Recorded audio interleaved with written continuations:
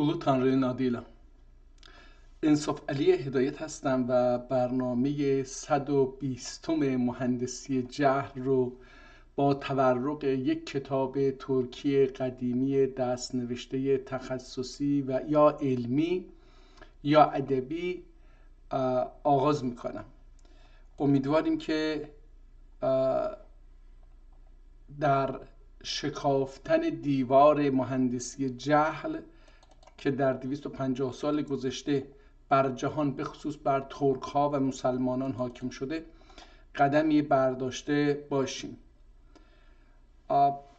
در 2-3 روز گذشته من به خواندن چند کتاب ترکی به لهجه جغت‌های ترکی روی آوردم و این کتاب ها رو خواندم. راستشو بخواید هرچه که بیشتر با این کتاب ها غرق میشم، فکر بکنید که در 3 روز گذشته شاید حدود 5 تا 6 ساعت وقت برای خواندن این کتاب ها گذاشتم. در خودم حس میکنم که در خودم یک پیشرفتی در خواندن و آشنایی با لهجه جغاتای داره پیدا میشه. وقتی وارد کتاب میشم غور میکنم و میخوام بخونم، واقعا دلم نمیخواد که ازش بیرون بیام، ولی خب به خاطر شرایط جسمی و همچنین به خاطر نیازهایی که داره آدم باید بره کار بکنه، در نتیجه اتفاق نمیفته. حالا اینجا ما در این کتاب ها که حدود 1-2 ماه پیش دانلود کردیم، یک کتاب دیگری اینجا هستش که بعداً دانلود شده. احتمال میدم این فیلم باشه. بذارید ببینیم این فیلم هست، اگه فیلم باشه که نه.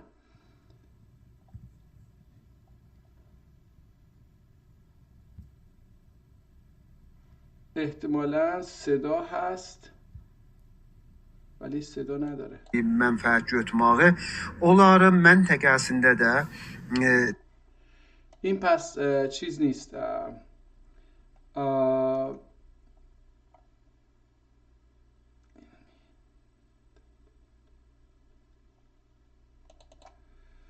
صدا هستش، فایل صوتی هستش، از اون میگذاریم و میریم سراغ یک کتاب دیگر ترکی. این کتاب رو در اصل باید من بذارم برای یک روز دیگری که با این دوستمون که نویسنده این کتاب هست صحبتی بکنیم. قرارمون بر این بود که این کتاب رو بشینیم با هم صحبت بکنیم، ولی متاسفانه تا الان این فرصت رو نداشتم. خب اجازه من اینها رو ببندم. فرهاد شیرین هم 2 تا هست، اینو ببندیم. مخزن اسرار رو که دیروز خوندیم، خیلی عالی بود این کتاب. من الان فکر میکنم اگه برگردم اون کتاب‌های قبلی رو بخوام بخونم، یعنی این کتاب‌هایی که از اینجا شروع شد، رساله ترکی در شرح نزهة الاخلاق و مبانی فلسفه اخلاق و سلوک، بذارید این رو یه تلاشی بکنی. برای که اون روز نتونستم این رو بخونم، یه تلاشی بکنیم اگر دست خطش قابل خواندن باشه، چون بعضی از دست خطا برای من، برای سطح سواد من و در چیز تجربه من در خواندن دست خطا مناسب نبود یا نیست. این کتاب رو دیدیم قبلا، اگر یادتون باشه معرفی کردیم. کتابیه که خیلی آسیب دیده. صفحه ببینید اینجا بسم الله الرحمن الرحیم هست. الحق دیگه الحق تو این صفحه نیست. یه تعدادی از صفحات حداقل یک برگ، یعنی 2 صفحه از این کتاب حداقل از بین رفته، حداقلش. یکی از ایرادهایی که این کتاب داشت که نتونستیم بخونیم این بود که از پشت این حروفی که نوشته شده پشتش دیده میشه، در نتیجه در خوندن اون ایجاد مشکل میکنه. خب برگردیم پس بریم سراغ کتابی که امروز بتونیم. من فکر کنم این مقدمة الادب زمخشری رو و این چیز رو خونده باشیم، ولی اگرم نخونده باشیم خب یک کتاب دیگری یک دوستمون فرستاد که این رو هم دانلود نکردم. بذارید ببینم واتساپ اگه پیداش بکنم. در واتساپ یوسف، دوستی به نام یوسف، چی شد حالا اگر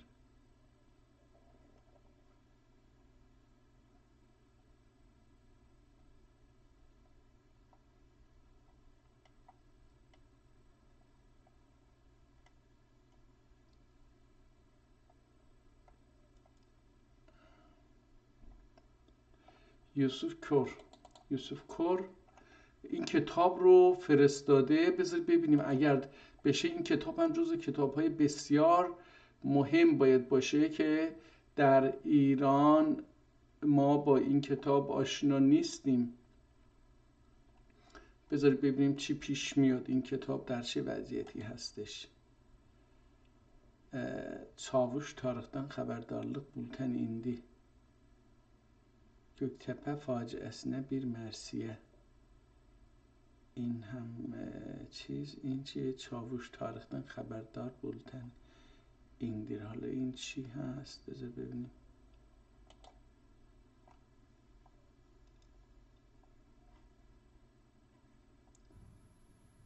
این هیچی، این به درد نمیخوره برای اینکه این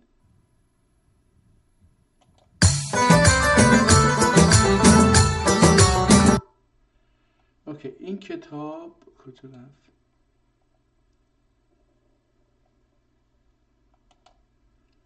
خب این کتاب هنوز داره دانلود میشه. نمیدونم چرا اینترنت ما اینقدر سرعتش پایین اومده. قبلنا که با گوناس تیوی کار میکردیم اهمیت داشت برام، زنگ میزدم از شرکت میپرسم چرا این اینجوری سرعتش پایین اومده. الان دیگه خیلی برام اهمیت چندانی نداره، مادامی که بتونه کار رو انجام بده مورد قبول هست. چه خبره اینجا؟ فقط گوگل بکنیم ببینیم که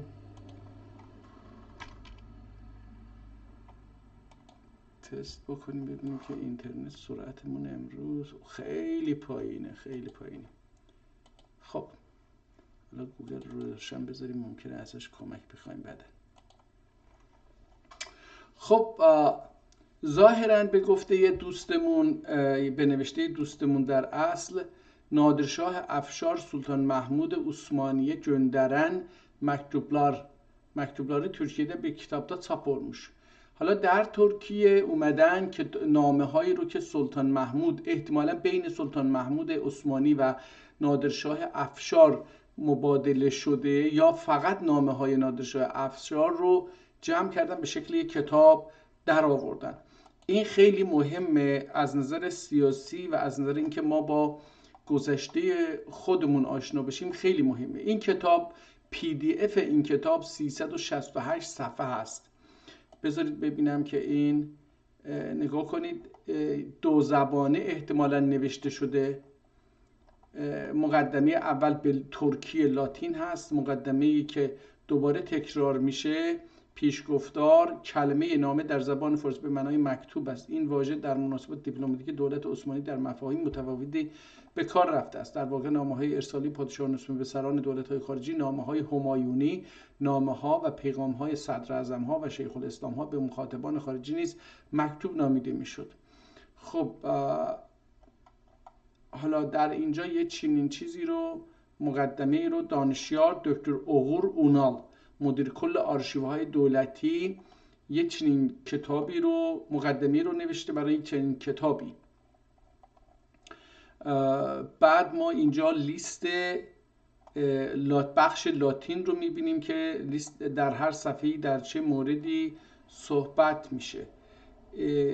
تا اینجا 227 صفحه کتاب تمام میشه. بذارید ببینیم آیا فارسی، فهرست فارسیش هم هست. نگاه کنید، این هم فهرست فارسی همون چیز هست، صفحات دوباره هست که در هر صفحه در رابطه با چه چیزی صحبت میکنه که دوباره 277 صفحه. این باید حدوداً بیش از 500 صفحه باشه.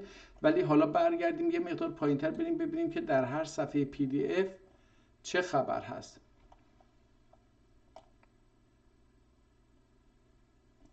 هر نامه رو ظاهراً به 2 زبان ترکی با الفبای لاتین و فارسی منتشر کردن.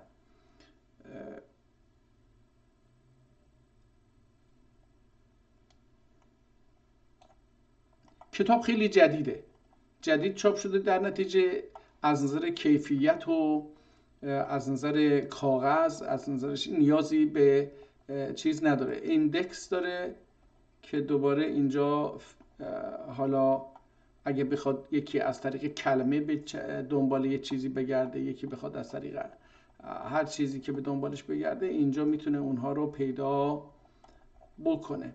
این هم ایندکسشه که خیلی بلنده ظاهرا هم. آخرش این جالبه، بذارید من چون میخواستم اینو ببینم که به چه زبانی نوشته شده این نامه ها در اصل، یعنی خود نویسنده. حالا ما با ترجمه اینها به لاتین و به چیز مواجهیم، به لاتین و به فارسی مواجهیم، اما اصل دستخط چه شکلی هست و چی نوشته شده، به چه زبانی هست، این برای من شخصا مهم هستش که ببینم نادرشاه افشار و پادشاه عثمانی که هر دوتا پادشاهان ترک هستن 3 numaralı نامه همایون دفتری، از دفتر شماره 3 نامه های همایون یعنی عثمانی این نامه ها رو در آورده. اینجا ایندکس اونجا رو کاری نداریم، برمیگردیم از اینجا به بعد. نگاه کن اینجا دستخط ها، حالا از کجا شروع میشه؟ ببینید اینجا 1176 زده، ولی این احتمالا صفحه، بذار ببینیم، این صفحه 91. نگاه کنید صفحه 91، صفحه 90، صفحه 89. اینجا نامه از اینجا شروع میشه، یک نامه از اینجا شروع میشه و بعد میاد اینجوری. و حالا ما برای اینکه این رو بخونیم باید بریم آخر کتاب و از آخر شد. این جلد کتاب رو نمیدونم از اول ندیدم، اون جلد اصلی کتاب رو داره نشون میده که عثمانی داشته. ببینید چقدر زیبا روی جلد، حالا بذارید اینو کوچیک‌ترش بکنیم که تو صفحه جا بگیره، ایران و بذار ببینید چی میگه.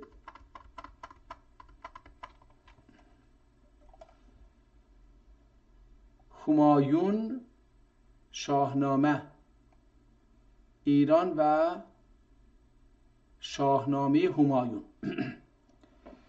من اوائل جمادی الاول سنه 1149. این تاریخش هم گذاشته، این نامه های ایران و شاهنامه همایون من اوائل جمادی الاول 1149 الی اواسط جمادی الاخر 1176. حالا این نامه هایی که در اینجا جلد 3 هست، یعنی این جلد 1 و 2 و 3 و بقیه داره. حالا این جلد 3 هستش. من فقط چون ریاضیم خیلی چیز خوب نیست میام اینجا و 1149 رو کم بکنیم از 1176، 26 سال، 27 سال. این کتاب نامه ها در طی 27 سال در این جلد جمع آوری شده. آیا همه این مجلد، یعنی این 27 سال نامه هایی که از این دوتا بین این دوتا پادشاه رد و بدل شده؟ احتمال میدم که نباشه. برای اینکه مطمئن بشیم میریم مینویسیم نادرشاه افشار تا ببینیم که از چه سالی تا چه سالی. نادرشاه افشار که بزنیم میاد که حالا بر اساس ویکی‌پدیایی که فارسا نوشتن، نادرشاه افشار 27 محرم 1100 به دنیا اومده. بذارید حالا اینو کوچیکترش بکنیم که ببینیم اینجا با این کتاب بتونیم مقایسش بکنیم.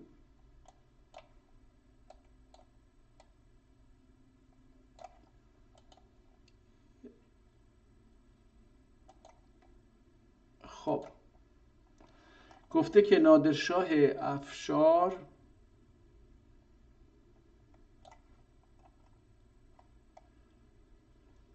در 28 محرم 1100، اینجا 1049 نامه ها شروع میشه، نامه هایی که در این دفتر جمع شده.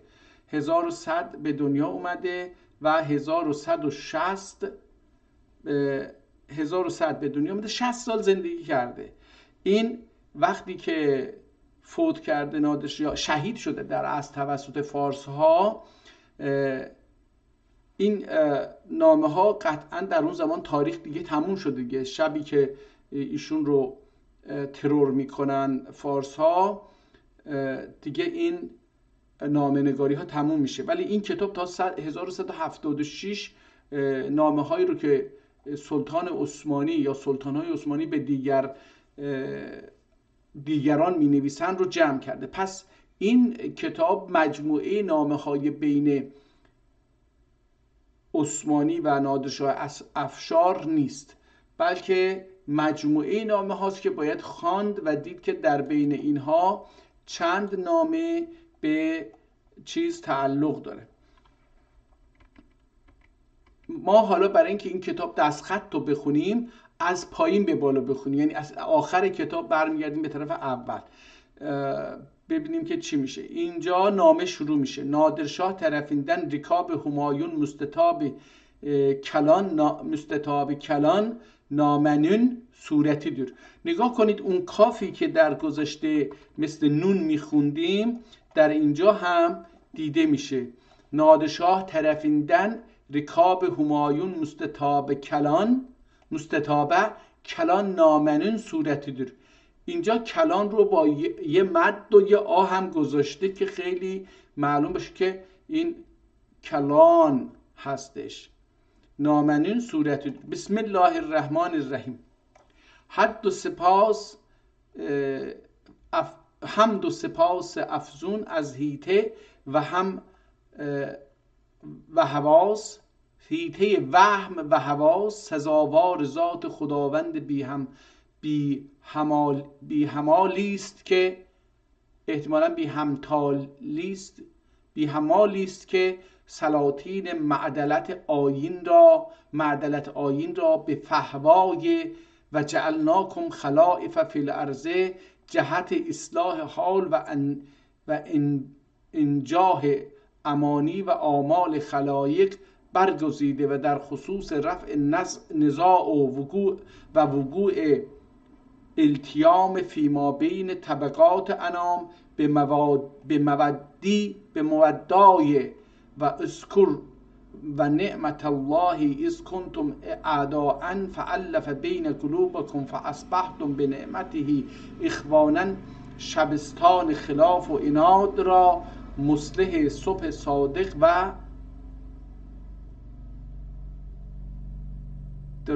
صادق ولا و داد. حالا اینجا ولا صادق ولا و داد گردانیده، تاج بر سر نه زرین تاجان، عقد بند کمر محتاجان، ملک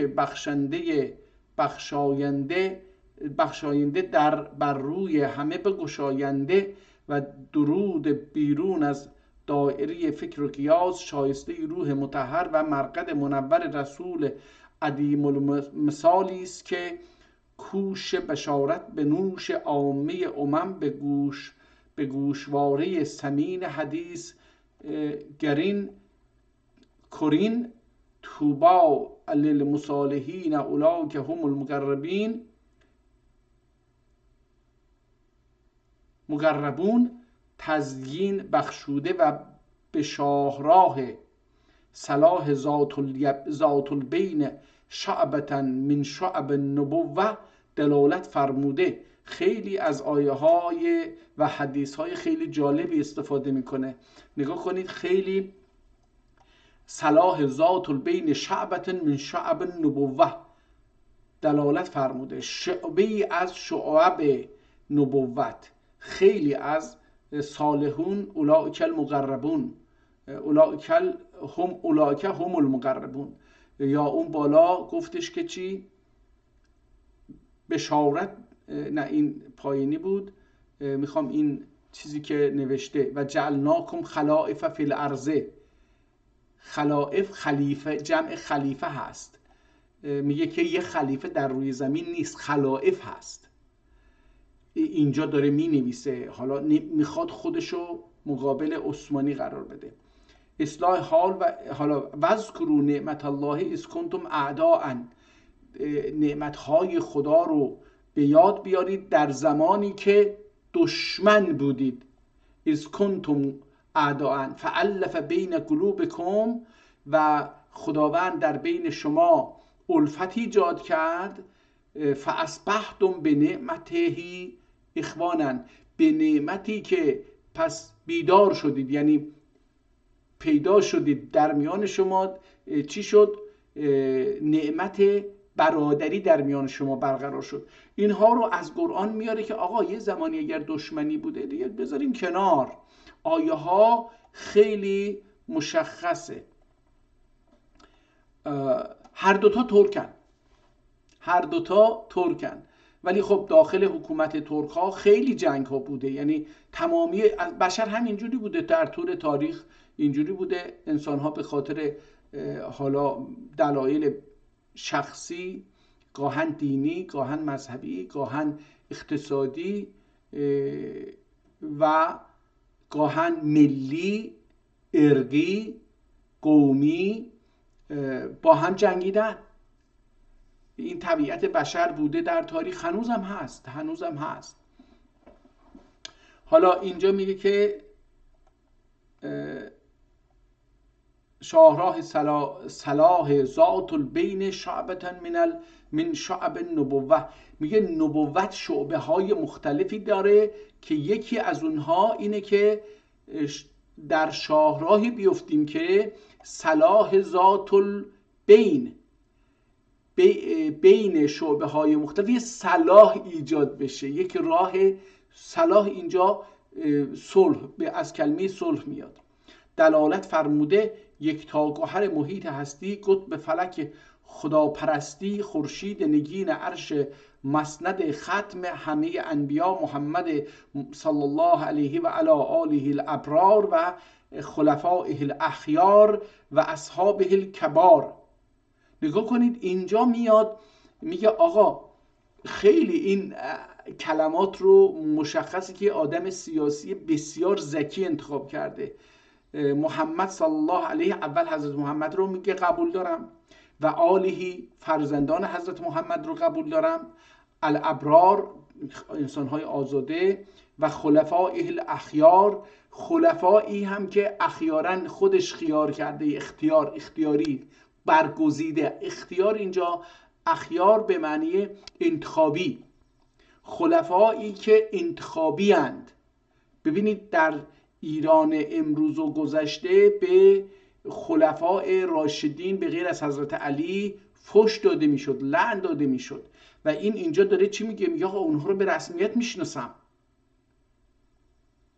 دو تا ترک میخوام به هم نزدیک بشن، میاد میگه آقا من از چه چیزهایی کوتاه میام، برای اینکه صلح برسیم و جنگ نکنیم باید یه چیزهایی رو از یه چیزهایی که برامون حالت ایدئولوژیک داره باید بیایم پایین، برسیم به یه نقطه تفاهم.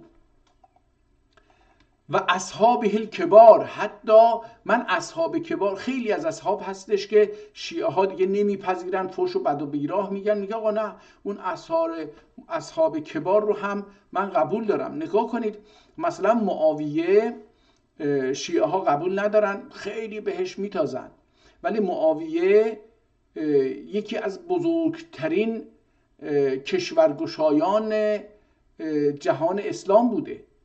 یعنی بسیار آدم زیرکی بوده، بسیار آدم سیاستمداری بوده، در جنگ آوری و لشکرکشی بسیار مقتدر بوده.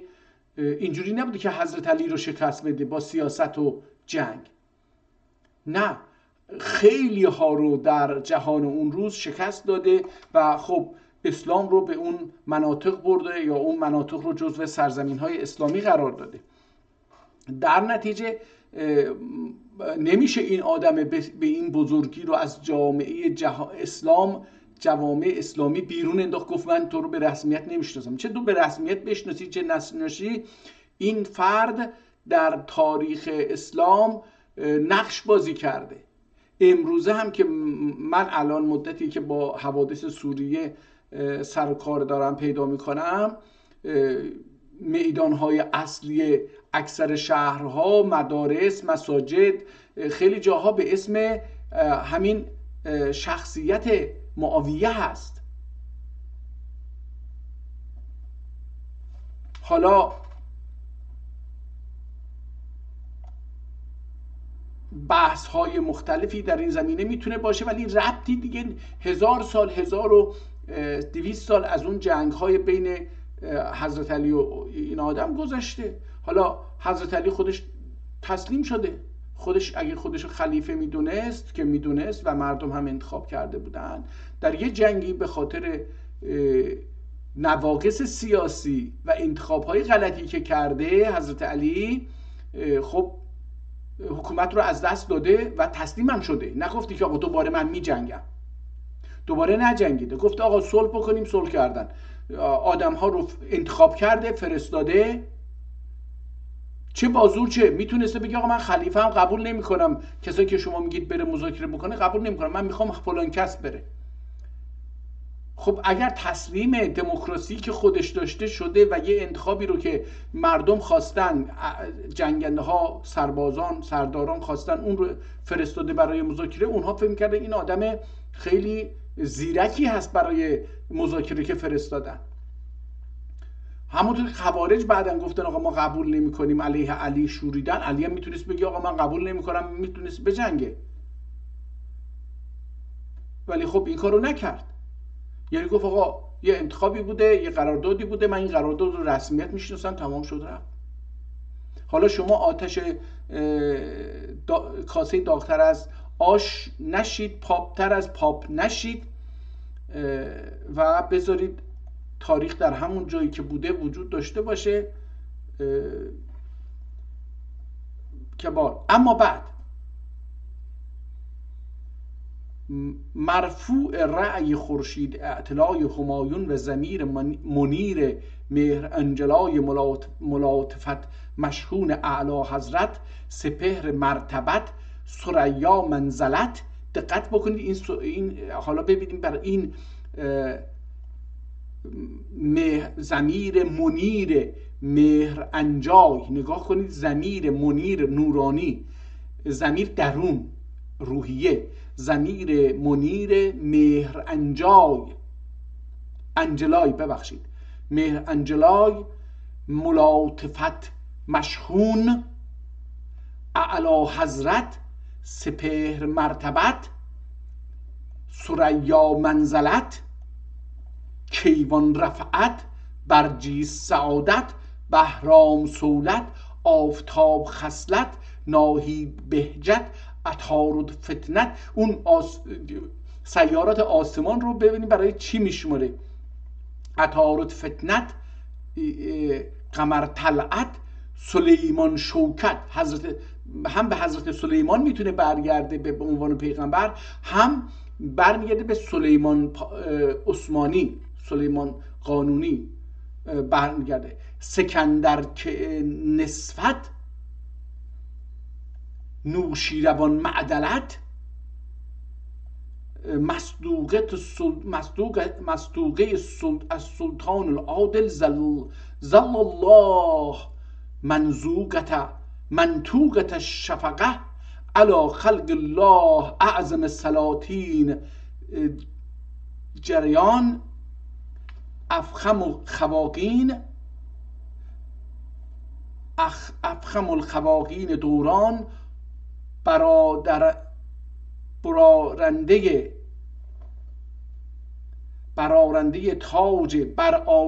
تاج عظمت و شهریاری، ترازنده بخت سلطنت و کامکاری، آن به معنی سکندر ثانی،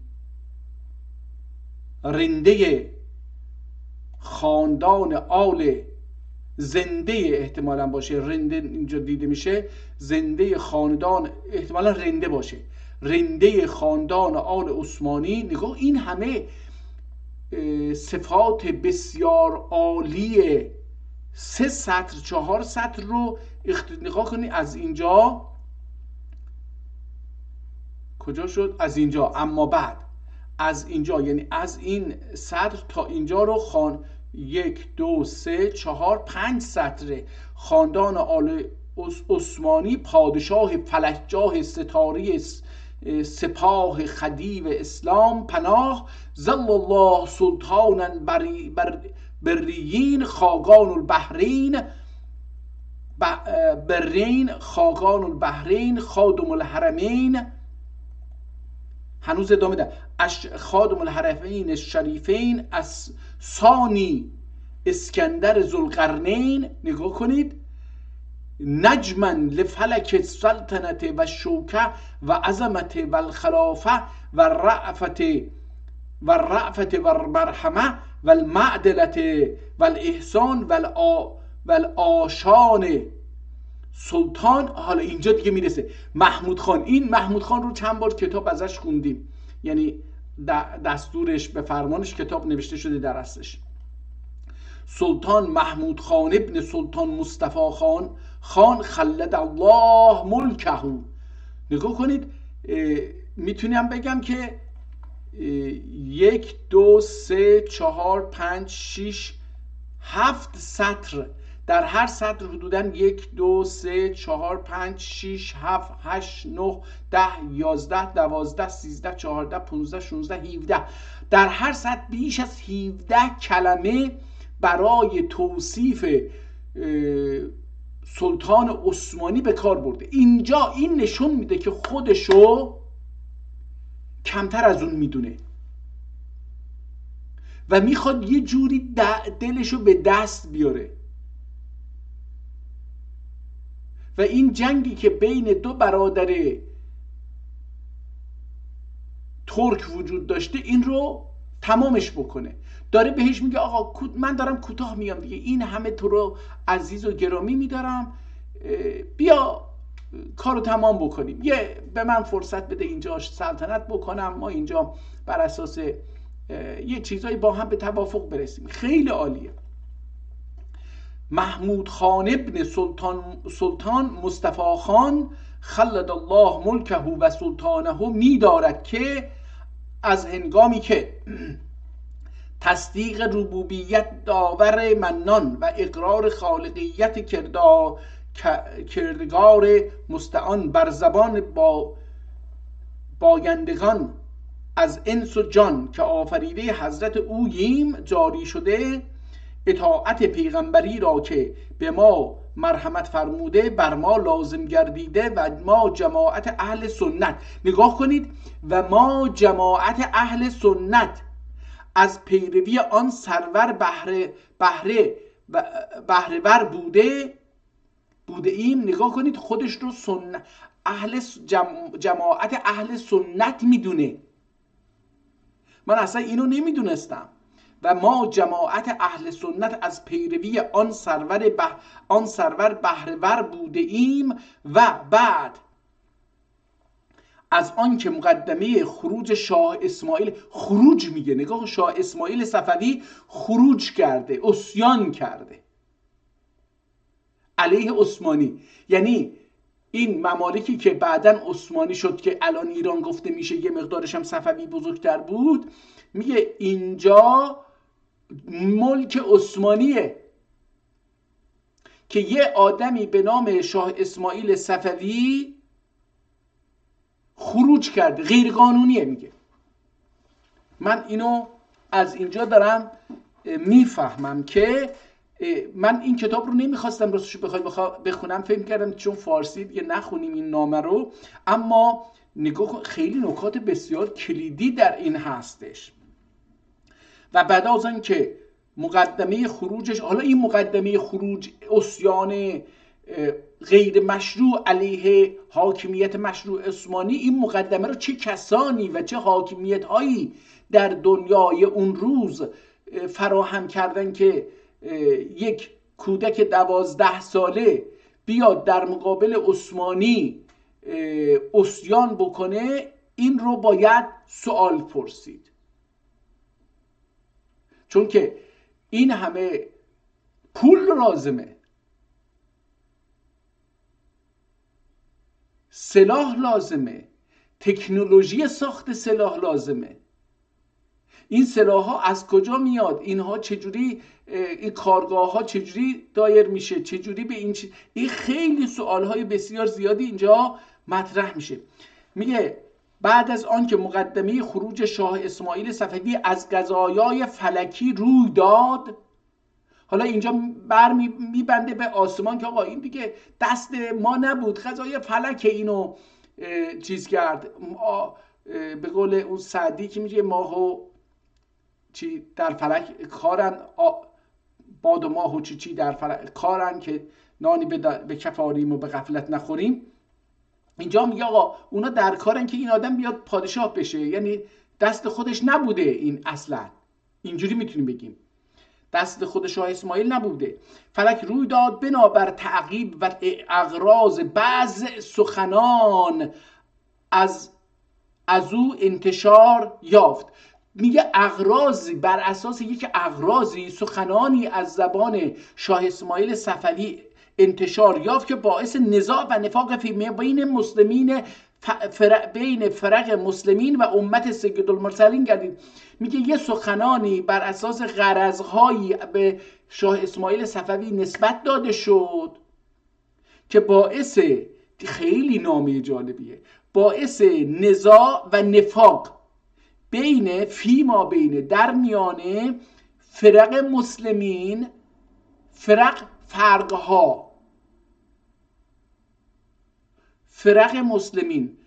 مسلمین که از هم فرق دارن، طبیعتاً خیلی زیاده. این نکته بسیار مهمه. من معتقدم که در دنیای امروزی و در دنیای بعد از حضرت محمد ما با اسلام مواجه نیستیم. ما با تفاسیر افراد متعدد بسیار زیادی که الان 2 میلیارد انسان مسلمان در روی کره زمین زندگی میکنه مواجهیم. هیچ کدوم اینها اسلام نیست. هیچ کدوم اینها اسلام نیست. حتی اینی که من میگم این هم اسلام نیست. این هم برداشت شخصی من از اسلامه، تفسیر منه. حالا در انگلیسی میگن که interpret، ترجمه من، درک من هست. باعث یافت که نزاع و نفاق فیما بین فرق مسلمین و امت سیدالمرسلین گردیده، چون حضرت باری این نیازمند درگاه کردگاری را جهت انتظام مهام ممالک وسیع المسالک ایران، میگه حالا مهام جمع مهم ها، جهت انتظام مهام یعنی امور مهم ممالک وسیع المسالک، مسلک ایران، میگه مسلک های بسیار زیادی داره. مسلک هم از نظر دینی هست، هم از نظر شغلی هستش. مسالک ایران و مصالح امور مسلمانان سبب ساخت. حالا میگه به خاطر اینکه اینجا این جنگ باعث میشه که انسان ها ممالک و ببینیم هم ممالک میگه هم مسالک میگه. یعنی ایرانی وجود نداشته، این ممالک بوده، ممالک و مسالک وسیع ایران و مصالح امور مسلمانان سبب ساخت. اینها سبب شد چی؟ این نامه رو بنویسم. لحاظا این خیرخواه، حالا خودشو ببینید، سوم شخص آورد. این خیرخواه دیده نمیشه، خودشو پایین، خیلی پایین میبینه، یعنی هم وزن و هم سنگ چیز نمیبینه. محمود شاه، سلطان محمود نمیبینه، محمود خان میگه. نگاه کنید، خان ابن سلطان یعنی سلطان یه درجه ظاهرا از خان پایین تره، این از بر پدرانش مقدم میبینه این رو. لحاظا این خیرخواه، من که خیرخواهم مثل یک ملا، یک آدم مصلحی داره چی میگه، همگی سادات رفیع الدرجات و علما و فضلای کثیر البرکات و اعزه و اجله حمید صفات و سرخیلان ایلات. حالا رهبر سرخیلان ایلات، خیل به معنی سرو، گله، سرخیلان ایلات. ایل هم ایلهای مختلفی هستش دیگه، اون رو و ریش سفیدان عشایر و اویماغات. من نمیدم اویماغ یعنی چی. حالا بریم بالا. و قبائل، کتاب صفحه بعد از اینجا شروع میشه. و قبائل و احشامات ایران را در اواسط ماه مبارک رمضان در قشلاق مغان جمع آوری و با ایشان به دلیل و برهان مذهب حق را حالی و خاطر نشان و ینحوی که در توشحات عالیجاه دستور اکرم مشیر افخم صدر محترم نظام العالم متمم المهام الانام بالرأی الصائب مدبر امور الجمهور به تفکر ساقب وزیر اعظم رفع الله شأنه و قدوت العلماء والعظام و عمدت الفضلاء کرام مفتی زمانی مقتدی و دورانی مختص و حالا به مزید عنایت الملک العلام شیخ الاسلام دام افاداته مشروحا و مفصلا نگارش یافته و همگی قلبا و لسانا قبول و اذعان و ترک آثار بدع و تبعیت سنت سنیه حضرت خیرالانام علیه افضل صلات و سلام نموده. به ملاحظه این است که این بنای خیر از او سمت نقض و خیر از او سمت نقض و نقص مسون و محفوظ مانده، تغییر و تبدیلی در ارکان راسخه بنیان آن راه نیابد. ترک متابعت سلسله صفویه و این نیازمند درگاه ایزد منان را پادشاهی ایران اختیار نمودند. نگاه کنید، حالا از اونجا شروع میکنه، از اون صفحه آخر صفحه این صفحه شروع میکنه که آقا بنا به دلایلی سخنانی رو نسبت به شاه اسماعیل صفوی نسبت دادن و بین فرق مختلفین مسلم هم نفاق افتاد هم جنگ افتاد. ما خودشو میگه به عنوان یه خیرخواه در سایه شما، دوباره اینجا میاد خیلی ازش چیز میکنه، از سلطان محمود خیلی تعریف و تمجید میکنه. من حالا میخوام، میگه معتمد نواب همایون ماست. اینجا بذارید برگردیم دوباره عقب‌تر، نگاه کنید چقدر چند صفحه خوندیم تا بگه که آقا ما از اون چیزی که بدعت‌هایی که صفویه گذاشته دوری میکنیم. دولت علیه عبدالباقی خان زنگنه، من اینجا رو نخوندم مگه؟ ها نه از این اشتباه کردم، من اینجا رو باید میخوندم. چه باعث نزاع و نفاق مسلمین کردید حضرت باری این نیازمند درگاه کردگار جهت انتظام مهام ممالک وسیع مسالک ایران و مصالح امور مسلمانان سبب ساخت، لحاظا این خیرها همگی سادات. میگه همگی سادات، فرزندان حضرت که به حضرت رسول نسبت داده میشه، نوه ها و نتیجه ها، نبیره ها، ندیده ها و فلان، اینا رو همه اونها که خودشون رو سید میدونن یا سیدیشون مسلمه، اینجوری بگیم، همگی سادات رفیع الدرجات و علما و فضلای کثیر البرکات رو اعز الله و اجل حمیده صفات و سرخیلان ایلات، حالا رهبران ایلات و ریش سفیدان عشایر و اویماشات، حالا اویماغات هم میتونه باشه، اویماغات چی هست یا اویماشات چی هست نمیدونم. میریم صفحه بالا ببینیم دیگه کیا رو جمع کرده در اونجا. میگه که چی شد، من دوباره اینو قاطی کردم که خب اینجا کتاب صفحه اول میره بالا، آها اینجاست. قبایل و احشامات ایران را در اواسط ماه مبارک رمضان، ماه رمضان هست، اینها رو در اواسط ماه رمضان در قشلاق مغان، ما یه ییلاق داریم یه قشلاق داریم، یعنی وقتی که هوا خیلی گرمه میرن به جاهای سرد میشه ییلاق، وقتی که هوا خیلی سرد میرن به جاهایی که گرمه میشه قشلاق.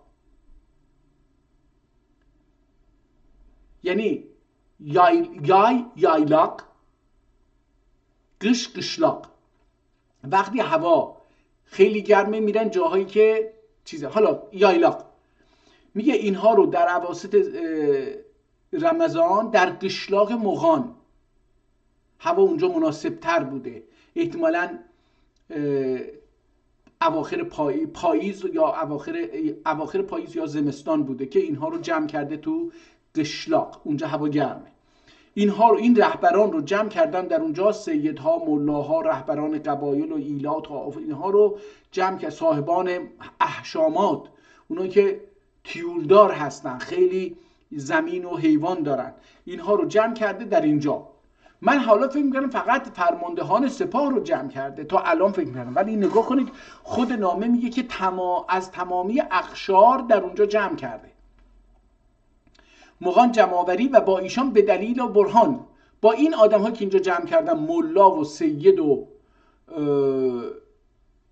رهبران محلی و رهبران ملی و رهبران قبایل و صاحبان ثروت و مکنت رو اینجا جمع کردم، با دلیل و برهان به اونها حالی شد که مذهب حق را حالی و خاطر نشان کردیم. یعنی گفتیم که مذهب حق شیعه نیست، شیعه صفویه نیست، مذهب حق مذهبی که حضرت رسول داشته و ینحوی که در نوشتجات عالیجاه حالا در نوشتجات شما عالیجاه شما دستور اکرم مشیر افخم، حالا اینجا به وزیر چیزم میگه که یعنی با هماهنگی با وزیر افخم عثمانی بوده که مشیر افخم صدر محترم نظام عالم متمم مهام الانام، امورات مهم انسانها رو ایشون داره چین به رأی صائب مدبر امور الجمهور، که مدبر امور جمهور است. نگاه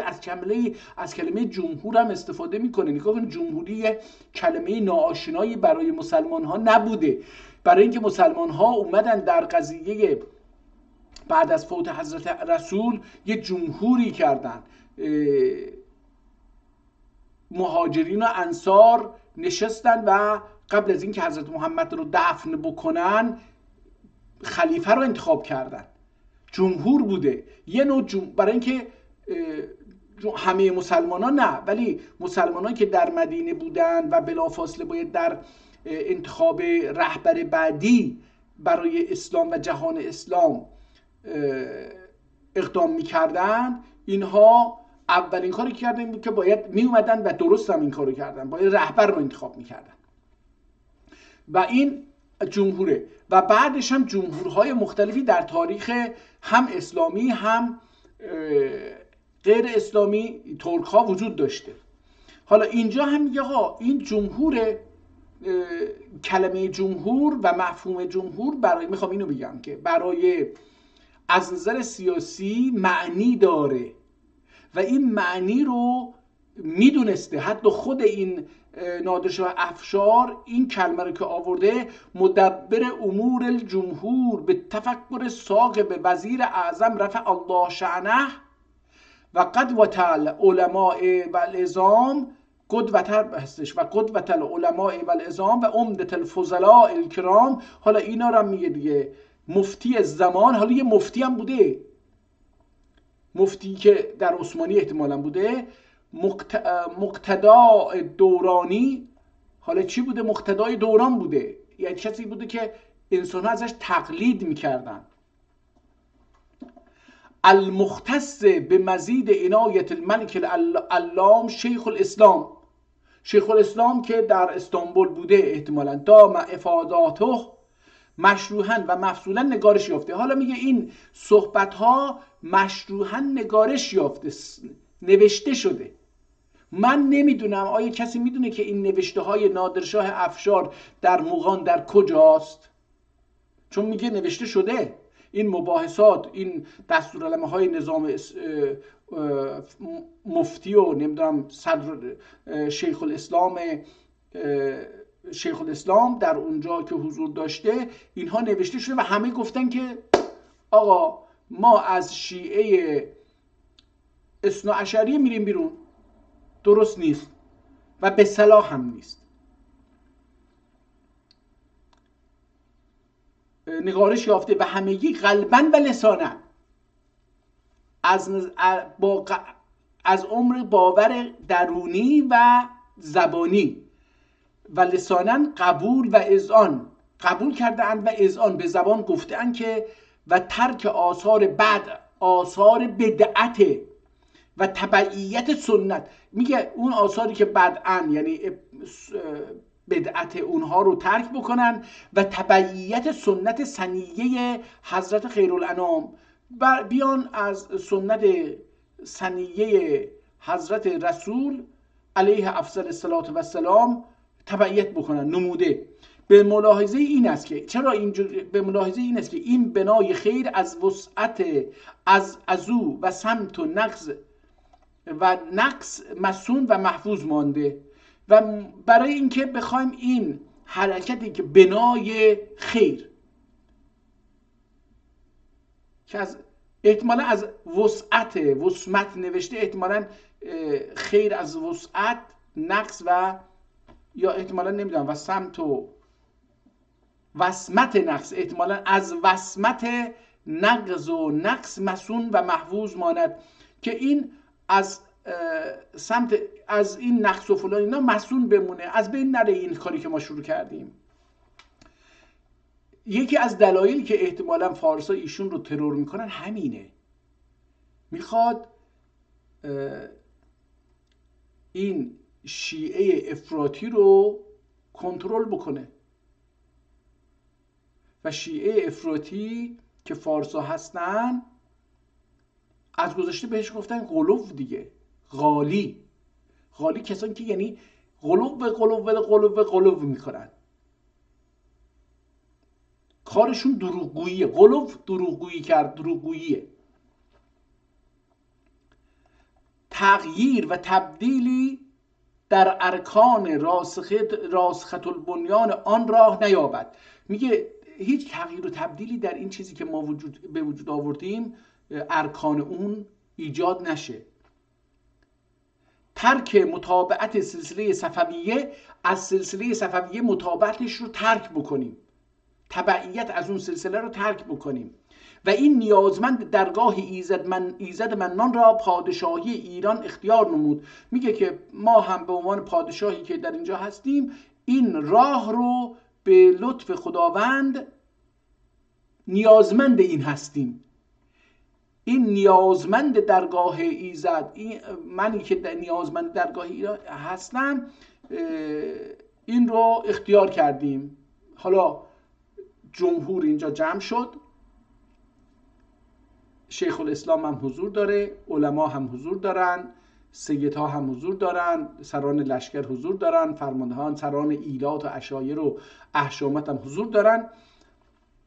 کاش یه آماری اینجا می نویس که چند نفر بودن. میگه که بحث شد، نوشته شد و من هم اختیار کردم، اون رأی نهایی رو منم قبول کردم. چون عالیجاه وزیر مکرم و دستور محترم نظام الدوله العلیت العالیه العثمانیه، حالا دستور هم داده شده بوده. نگاه کنید، ما اینها رو نمیدونیم آقا. من همینطور که گفتم هر چیزی که دارم این نامه رو الان به فارسی است دارم میخونم، باز بیشتر متوجه میشم که چیزی به نام ایران وجود نداشته. یه شورشی غیر مشروعی وجود داشته که میخواسته علیه حکومت مرکزی بجنگه. اینجا حالا حکومت مرکزی چون درگیر با غرب، میخواد به طرف غرب بره، اروپا رو تسخیر بکنه، باهاش خیلی کار زیادی نداره، باهاش نمیخواد بجنگه و نیروی نظامی و اقتصادی خودشو صرف سرکوب یه شورشگر در داخل بکنه. میگه حالا بذار اونجا برای خودش فکر کنه شاه دیگه، بذار اونجا باشه. میگه که چون عالیجاه وزیر مکرم و دستور محترم نظام دولت العلیت العالیه العثمانیه حاجی علی پاشا، اسم وزیر هم حاجی علی پاشا هست، والی گرمان. نگاه کنید خودش هم این والی گرمان بوده. زبده عزه از طرف قرین و شرف از طرف حضرت شاه یعنی سلطان، اولیای دولت علیه و جاتب فیض جالب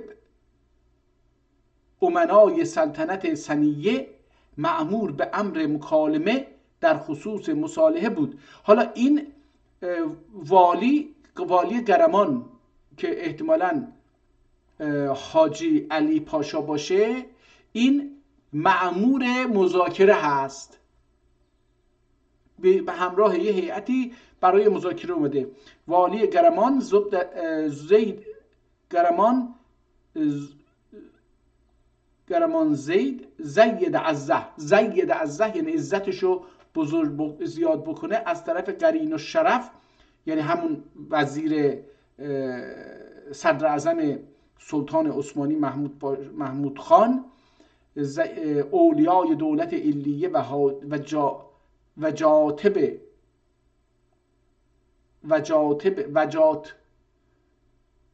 فیض جالب امنای سلطنت ثنیه، مأمور به امر مکالمه در خصوص مصالحه بود. میخواستن مصالحه بکنن.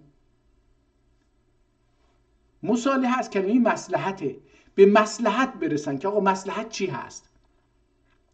نمیده مذاکره، میگه مصالحه، میخوایم صلح بکنیم، مصلحت رو انتخاب بکنیم، مصلحت ملت ترک رو، ملت امت اسلام رو چیز بکنیم. مکالمه هم که گفتگو هست بود. لحاظا در این وقت ایالت و حشمت پناه بسالت و جلالت دستگاه عالی جاه نظامن للایالت و الحشمت و الاقبال عبدالباقی خان زنگنه حاکم الکای کرمانشاه. الکای این یک کلمه سیاسی هستش. حاکم الکای نمیدونم یعنی چی. الکای بذار ببینید گوگل چی میگه. الکای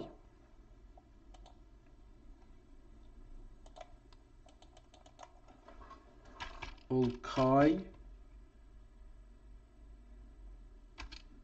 کرمانشاه.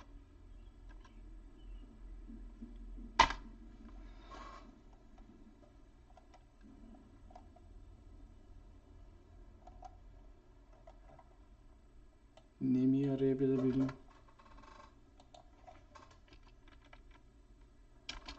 معنی کلمه الکای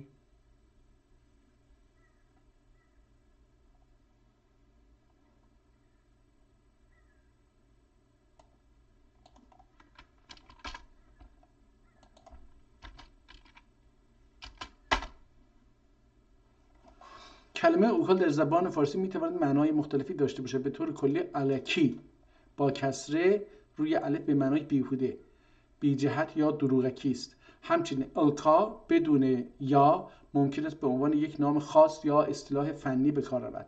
در زبان ترکی الکای به معنی اولین ماه یا اولین زیباست و میتواند اسم دختر یا پسر باشد. در اساطیر ترک الکای نماد یک فرمانروای موفق است.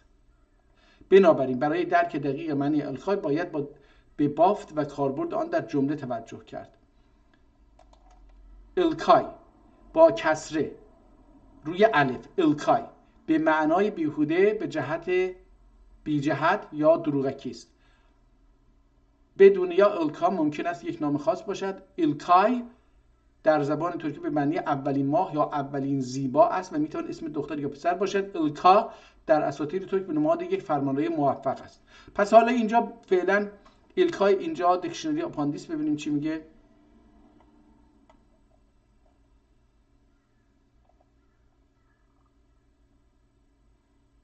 چیزی نمیگه، این یک تبلیغ هستش. خب اینجا متوجه شدیم یک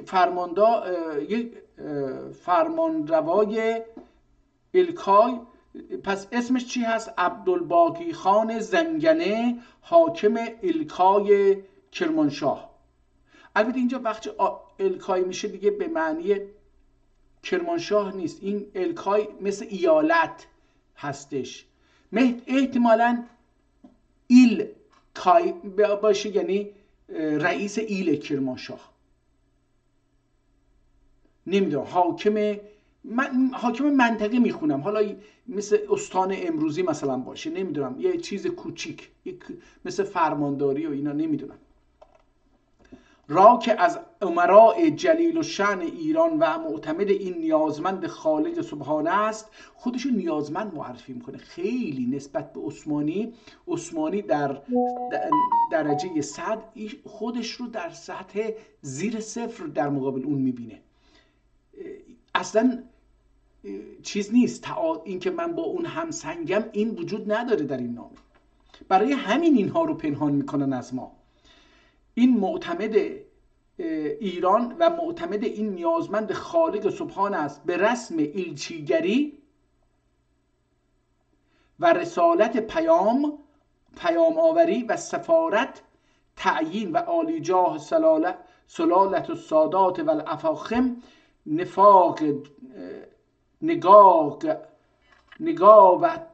نگاوت النجباء و الاعاظم میرزا ابوالقاسم صدر ممالک و علامی فهامی رئیس الفضلایی علامه العلمایی ملا علی اکبر مدرس خراسان و امام این نیازمند الطاف بی‌پایان دارد.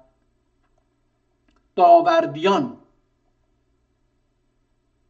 را که از اکابر سادات و فضلای عالی درجاتند بر رفاقت عالی جاه ایلچی مشار الیه روانی دربار سپهر اقتدار پادشاهی و آستان خلافت مدار ظل اللهی نمود که مراتب مزبوره را به نحوی که به ایشان سفارش شده با کارگزاران دولت علیه سلطانی و منتسبان مملکت بهیه خدیوانی. حالا این چی هست؟ اینجا یک کلمه ای نوشته که خیلی خدیوانی طی نماید، طی نمایند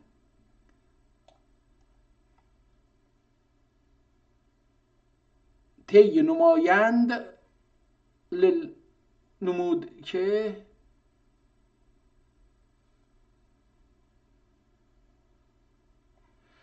لله الحمد، این نیازمند درگاه مبدع زمین و آسمان به قدر امکان سعی و اهتمام در تصحیح دین مبین و ملت مبین و خود را بری نموده، اتمام و انجام آن امر خیر فرجام بر ذمت همت اولیا و نحمت اقدسی طبیعت و والای آن خدیو ثریا مقام و پادشاه سپهر احتشام محول است. انشاءالله تعالی به نحوی فیصل پذیر گردد که نزد پیغمبر آخر الزمان صلی الله علیه و سلم مقبول و مستحسن بوده، ایرادی لازم نیاید. چون اطاعت و اتناب خلاف تعارف و آداب بود، حالا میگه من نمیخوام خیلی بیادبی بکنم نامه رو بزرگ بنویسم، چون اطالت طولانی کردن و اتناب تناب دادن کش دادن خلاف تعارف و آداب بود، لحاظا تفصیل مراتب را رجوع به نوشتجات عالیجاه وزیر اعظم و مشیر افخم و عمدة العلماء العظام شیخ الاسلام نمود. باقی تا بود در کارگاه عالم کون و فساد، 4 ارکان را به هم که صلح و گاهی داوری بسته باد. ابر 4 ارکان به مسمار گزا، تا احتمالا این شعر باشه آخرش، تاز عمرت زان که عالم را تور کن دیگری. امضا کرده، برگزیده، اینجا امضا کرده ولی این امضا رو نمیبینیم.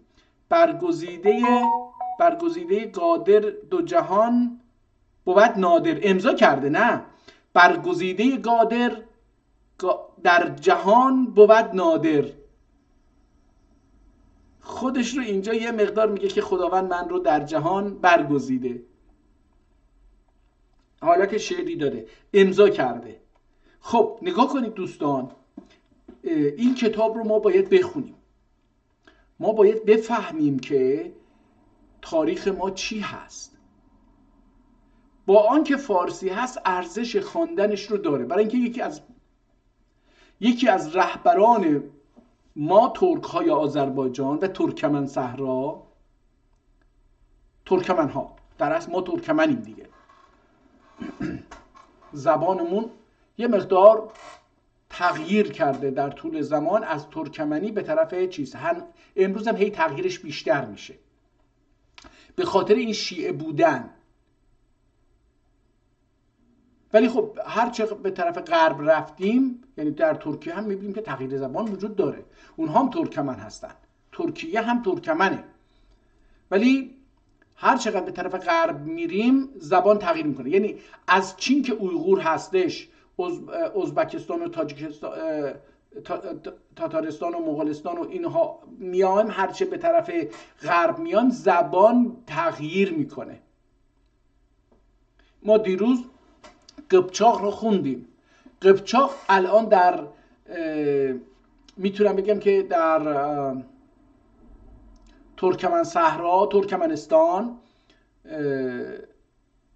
و افغانستان و قشقایستان الان تا حدودی جاریه، خراسان جاریه، اون قسمت ها به طرف چیز که میریم جاری هست، یعنی الان کاربرد داره. ولی ما در این قسمت غرب جهان ترک زبانمون یه مقدار نرمتر شده، ملایمتر شده، اون سختی احتمالاً که قبچای داره اینجا نداره دیگه. خب این آخر متوجه شدیم که ایشون یک فرمانده کرمانشاه بوده رو به همراه یک ملا شیخ الاسلام فرستاده به دربار عثمانی. میگه آقا اینها بیان اونجا بحث بکنن، این چیز رو مصالحه بکنیم، تمام بکنیم. بقیهش دیگه خیلی بازم خودشو کم میبینه، بازم سلطان عثمانی، وزیر عثمانی، شیخ الاسلام عثمانی اینها رو خیلی بالا میبره، خودش پایین. آخرش میگه که آقا برگزیده قادر در جهان بود نادر. یه مصرع نوشته و امضا کرده. هیچ چیزی در مورد خودش ننوشته که من اله هستم، من بله هستم، آسارام کسرم نداره. هرچی هست اینجا نامه بعدی شروع میشه. نادرشاه طرفیnden دولتli inayetli صدر اعظم حضرتlerine کلان فارسی مکتوبدور. اینم احتمالاً گلن هستش، گلن میتونه باشه، گلن فارسی مکتوبدور. بسم الله الرحمن الرحیم. من بذار ببینیم چقدر این کتاب رو خوندیم. 1 ساعت و 10 دقیقه است. فکر میکنم که این تا اینجا کافیه. این نامه رو بخونیم، این هم حداقلش 1 ساعت و 10 دقیقه طول میکشه که تمام بشه.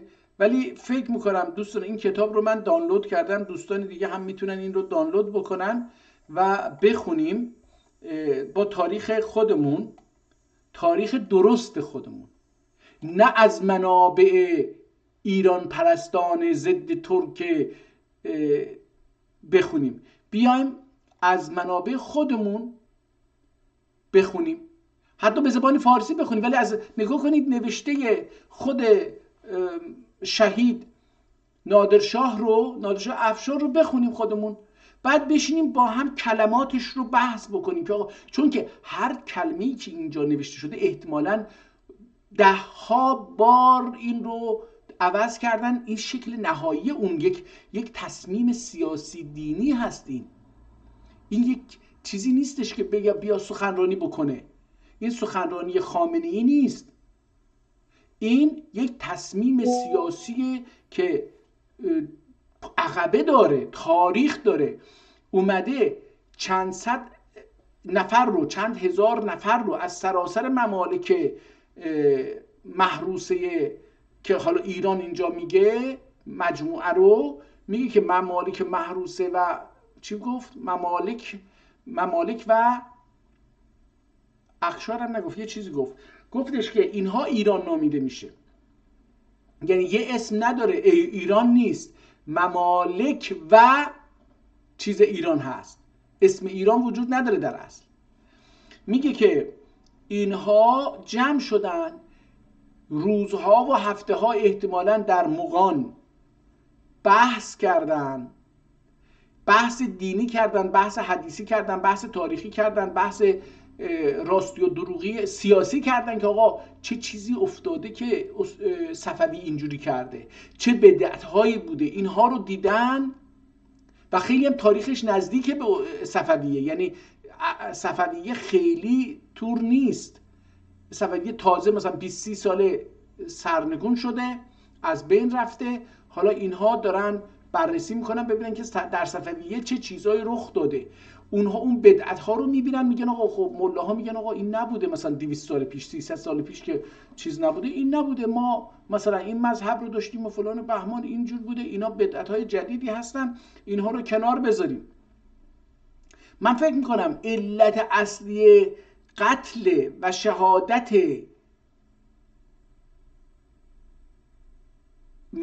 شهید نادرشاه افشار چیز نیست، سیاسی نیستش که یکی رو میخواد فردا اعدام بکنه. نه این نیست. علت اصلی اینه که اون شیعه غالی، غلو و اغراقگر دروغگو، حدیث ساز، جعاله احساس خطر کرده. آقا این داره صفویه رو گفت نه، سنت و جماعت رو پذیرفت، حالا میخواد که حکومت بکنه، یه مصالحه بکنن، آقا به ما اجازه بدید ما اینجا حکومت بکنیم. یه آدم رو فرستاده، یه ملا و یه چیز رو به همراه البته هیئتی احتمالاً هدایایی فرستاده به دربار عثمانی که اونجا با وزیر و شیخ الاسلام و اینها قبلا هم هماهنگ کرده. نگاه کنید اینجوری نیستش که خودش قبل از این که با اونها، با عثمانی، با وزیر و صدر اعظم و وزرا و شیخ الاسلام و اونجا و اینها هماهنگ نکرده باشه، اومده باشه در مقام این جلسه رو گذاشته باشه. از فحوای سخن معلومه که قبلا با اونها هماهنگ کرده، گفته آقا من یه چنین کاری رو میخوام بکنم، اجازت گرفته برای این کار.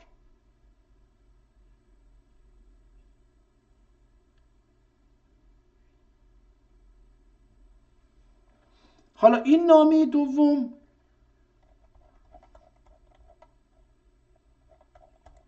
این نامه اول بود که تا اینجا ما خوندیم. از اینجا نامه دوم شروع میشه.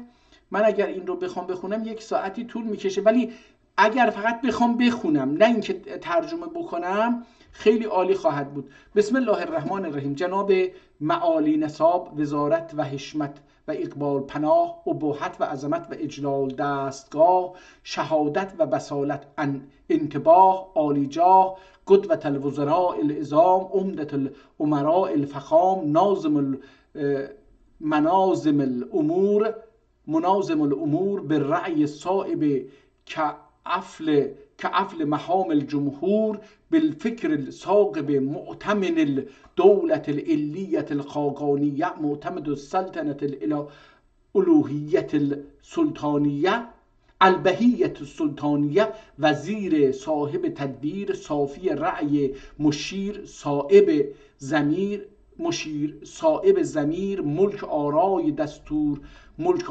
دستور اکرم افخم، صدر معظم محترم، نظام العالم، وزیر اعظم، رفع الله تعالی شأنه و ضاعف اقباله به تعظیمات مکرمت، مشهون خدیوانه و تکریمات از حد افزون خسروانه، معزز و گرامی بوده، همگی توجه خاطر آتر در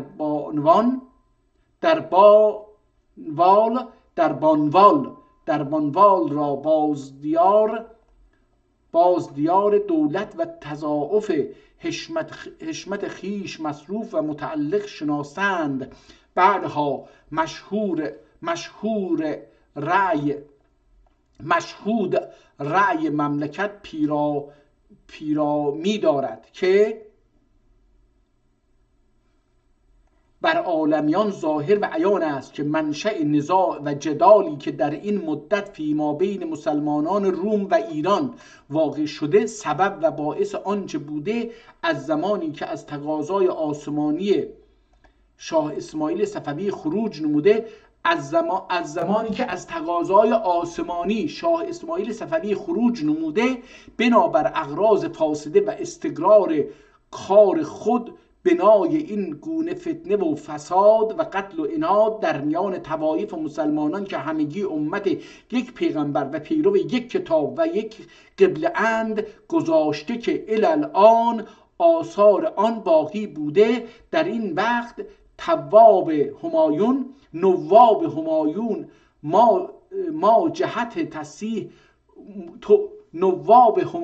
ما جهت تصحیح ملت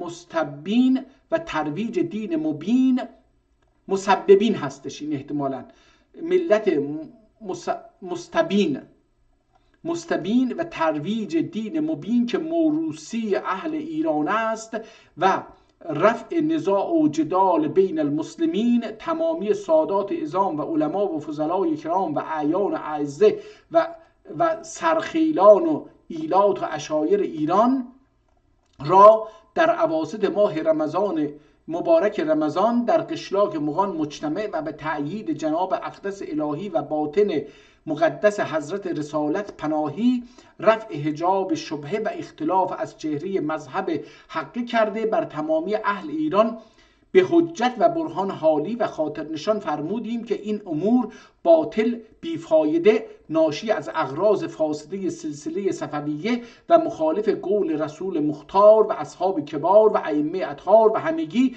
قبول این قول نموده از خوف اینکه مبادا تبعیت سلسله صفویه موروث فساد با تازه و عناد بی اندازه شود، نواب همایون ما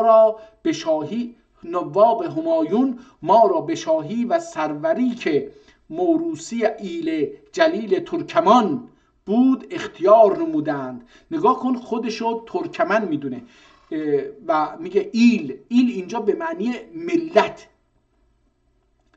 ایل ترکمان بود اختیار ما را به شاهی انتخاب کردن، یعنی اینجا جمهوره. نگاه کنید، جمهور انتخاب میکنه این رو به شاهی. ایل جلیل ترکمان بود اختیار نمودند، چون عالیجاه وزیر مکرم مشیر محترم نظام الدوله العلیت الخاقانیه قوام السلطنت البهیت السلطانیه علی پاشا والی گرامان که از طرف قرین الشرف دولت عثمانی علیه عثمانی مأمور به مکالمه در باب مصالحه بود و در اتمام این مرام خیر انجام با مشیر مشار الیه گفتگو و عالیجاه مسفور اظهار نمود که می باید این مراتب به مسامع جلال اولیای دولت عثمانی برسد. لحاظا عالیجاه وزیر معمی الیه احتمالاً باشه را تکلیف رفتن به دربار فلک مدار سلطانی و رسانیدن این اخبار مسرت آثار فرمودیم. حالا اون چیز هم، اون نماینده عثمانی با شیخ الاسلام اومده تو چیز شاهد بحثه، اومده تو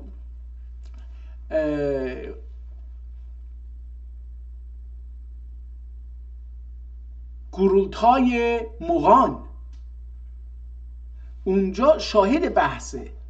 ولی خودش میگه حالا ممکنه که برن نظر ما رو متفاوت بگن، اون چیزی که اینجا دستاورد جمهور بوده این رو با یه تعبیرات دیگر بگن. خودش یه نامه برای هم اعلیحضرت سلطان خاقان ترک در استانبول می نویسه، هم برای وزیر صدراعظم می نویسه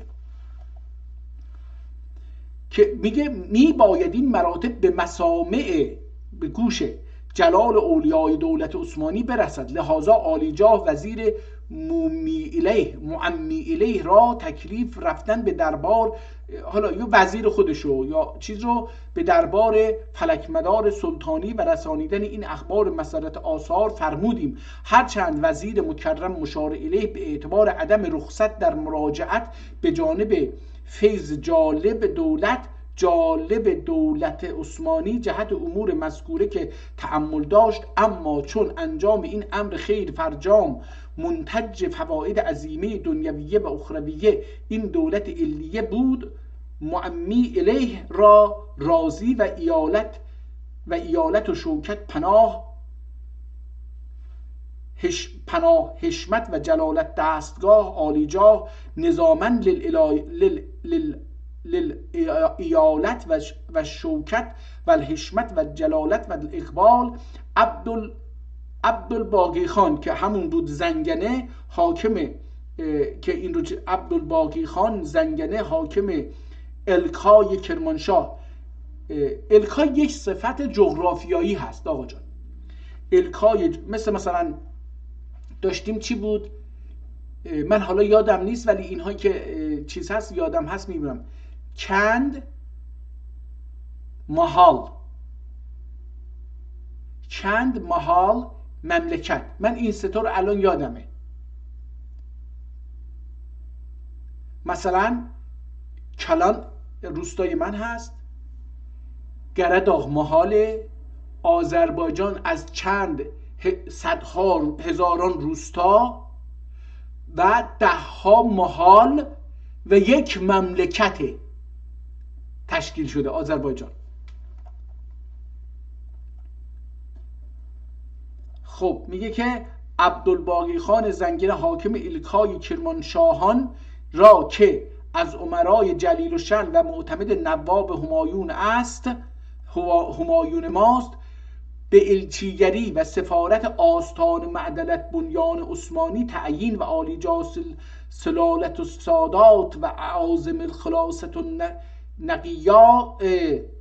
نقیا و الافاخم میرزا ابوالقاسم صدر الممالک و علامی فرتامی، حالا این فهامی علامی فهامی، رئیس العلمایی افضل الفضلایی ملا علی اکبر مدرس خراسان. ببینید مدرس از خراسان هم اومده بوده اونجا، مدرس خراسان و امام نواب همایون، نمازخوان، امام میگه دیگه، یعنی امام جمعه، امام نماز، هر نماز رو به اقتدای ایشون هم خودش هم دیگران میخوندن. البته نمیگه من میخوندم، نواب همایون یعنی نمایندگان من، ما را که عمده اکابر سادات و فضلا و زبده اعاظم و نجبا و علمای ایرانند جهت استحکام دین مبین و استقرار ملت مستبین، ینحوی که من بعد از مرور ایام و دهور به حول و قوه داور غفور و نقض و فتوری بارکان و قوانین آن الى انقراض الزمان راه نیابد و به مرافقت و همراهی عالیجاه سفیر مسفور روانی دیار دربار سپهر اقتدار سلطانی فرمودیم که انشاءالله المنان به امداد و همت آن باسط بساط و داد بنایی گذاشته شود که مسئول از قصور باشد و بازای این امر بازای یعنی دستاورد، بازای این امر عظیم که در این ولا به سعی و اهتمام ثواب همایون ما از پیشرفته یعنی پیشرفته و صورت انجام یافته می باید که اهل حل و عقد و خیراندیشان آن دولت علیه عالیه، بریم صفحه بعد که خیلی دیگه نموند. چی شد؟ این باید صفحه بعد اینجا باشه که نه این نیست، اینجا هست، اینجا تمام میشه. خب اوکی، دومین نامه رو هم داریم میخونیم. نیز آذین رویه مرزیه و طریقه اسیگه جعفریه، طریقه اسیگه طریقه اسیگه جعفریه را خامس مذهب اربعه قرار داده. برای شاه چنین ننوشته بود ها، حالا چون در مقابل شاه خیلی چیز اینجا خودش رو یه مقدار بالا برد، نه هم سطح وزیر رکرد، ولی خب یه مقدار مثل یه فرمانده در مقابل رئیس جمهور مثلا قرار داد خودشو. جعفریه را خامس مذهب اربعه قرار داده، نصیب ایشان را از مسجد الحرام به دستور سایر اهل اسلام معین و در رکنی از ارکان بیت الله الحرام ایشان را شریک و مقرر نمایند که هر ساله امیری از امرای ایران به امیری حاج تعیین شود که حاج ایرانی را به شرف طواف بیت الحرام و زیارت مرقد منور حضرت خیرالانام علیه السلام و خلفاء راشدین رضوان الله تعالی علیهم اجمعین مشرف سازد و معتمدی از سده سنیه عثمانی در دارالسلطنه ایران و از این جانب مغایرت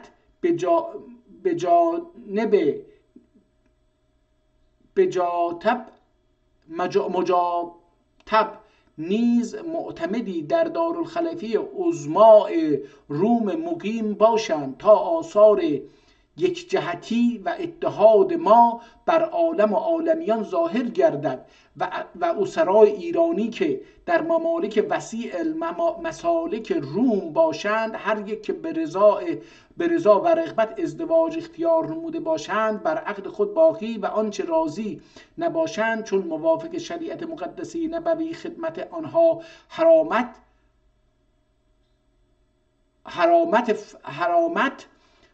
حرام است، فرمان واجب الاذعان شرف صدور یابد که در هر جا باشند مرخص ساخته روانه اوطان نمایند که از وطن، نگاه کنید، اوطان جمع وطن، نمایان که از این طرف نیز همین شیوه معمول خواهد شد و سایر مراتب و امور دیگر به مأمورین سفارش و الگا شده که انشاءالله المنان مشافهتن به تفصیل تقریر و خاطر نشان خواهند نمود و چون مأمورین مزبورون جهت ترویج دین و ملت دارد آستان آسمان بنیان می کردند. البته لازمه خیرخواهی طرفین را منظور و خود را در ثواب این امر عظیم شریک و سهیم خواهند نمود. باقی ایام وزارت و اقبال و حشمت و دولت و اجلال مستدام باد. اینجا دیگه امضا دیده نمیشه متاسفانه. نامه سوم شروع میشه که حالا این رو بذاریم برای یک وقت دیگری که اگر شد این رو بخوانیم. خیلی 1 ساعت و 31 دقیقه و 20 ثانیه و من خودم از این کتاب فارسی که عثمانی ها در امروز اخیراً چاپ کردند خیلی خوشحالم. ببینیم در چه سالی این کتاب چاپ شده دوستان، این هم مهمه چون خیلی جدید این کتاب با حروف لاتین و حروف عربی به ترکی عربی به فارسی ترجمه شده. من این رو کوچیکش بکنم که ببینیم در چه سالی. 2014 یعنی حدود 11 سال پیش این کتاب چاپ شده به 2 زبان، ترکی و فارسی، و اصل نامه ها، تصویر اصل نامه ها، این خیلی مهم، اون اصل نامه ها بود. حالا فارسی شو که ما اینجا میتونیم دیگه دوباره مثلا نگاه اینجا فارسیش هم هر پاراگرافی که نوشته فارسی. ارسال نامه شاهی از سوی نادرشاه به سلطان محمود اول به زبان فارسی حاوی کشور ایران با عقیده اهل سنت و جماعت تابع مذهب حنفی شده، با حسب قوانین بداعت قواعد مذهب جعفری را به همه روشن کرده. حالا اینجا نگاه کنید، این نامه رو باید بخونیم ببینیم که این که اینجا میگه عقیده سنت و جماعت تابع مذهب حنفی شده، چون قبلا حنفی مذهب بودیم ما ترک‌ها در آذربایجان، در تبریز و قرداغ و اینها، ولی بعدن که شیعه شدیم اینجا رو. حالا یه چیزی هستش که من امیدوارم هر از گاهی این کتاب رو بخونیم، هر از گاهی یه گریزی میزنیم و این کتاب رو میخونیم. روزتون بخیر. برای من روز خیلی خوبی بود، امیدوارم برای شما هم همینطور باشه. به امید دیدار به لطف خداوند الله تبارک و تعالی.